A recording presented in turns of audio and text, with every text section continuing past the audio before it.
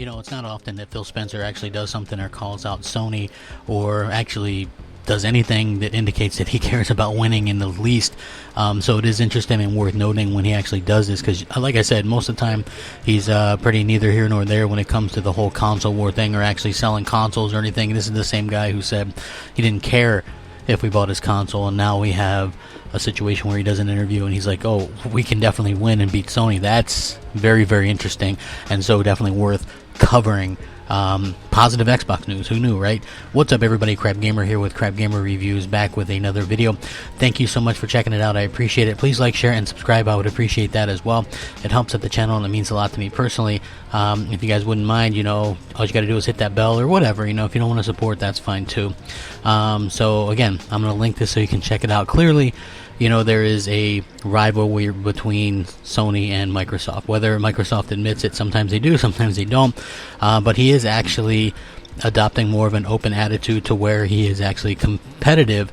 And I think not just with Sony, but Nintendo. He in the podcast that he did, and there's lots of people that did videos and stories on him, he even mentions that you know, he doesn't want Xbox fans to always wonder, hey, is this game going to go to the Nintendo or, you know, whatever, and he wants the people to feel better about the platform. I think he's finally starting to get it, and that's super important, and this kind of goes along with that. So Phil Spencer was on the IGN podcast recently, and he said his thoughts on the PlayStation 5 about how he says they have a plan they can win.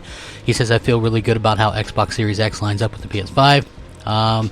He complimented some of the features on Sony's console, like the solid-state drive and 3D audio. He says it's impressive.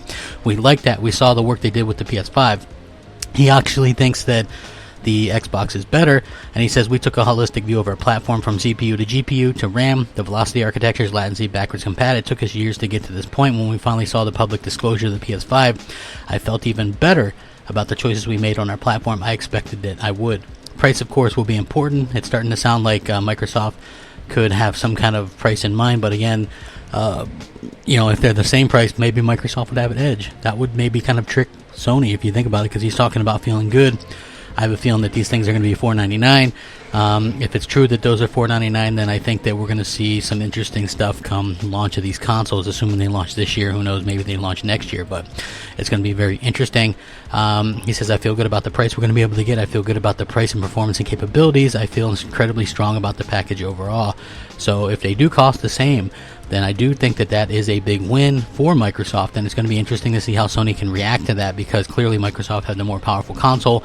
This could just be all a big swerve. Who knows? Maybe it's going to be $5.99 versus $4.99 or $4.99 versus $3.99. It's going to be interesting. Let me know what you guys think. Rack 'em up. Crapgamer out.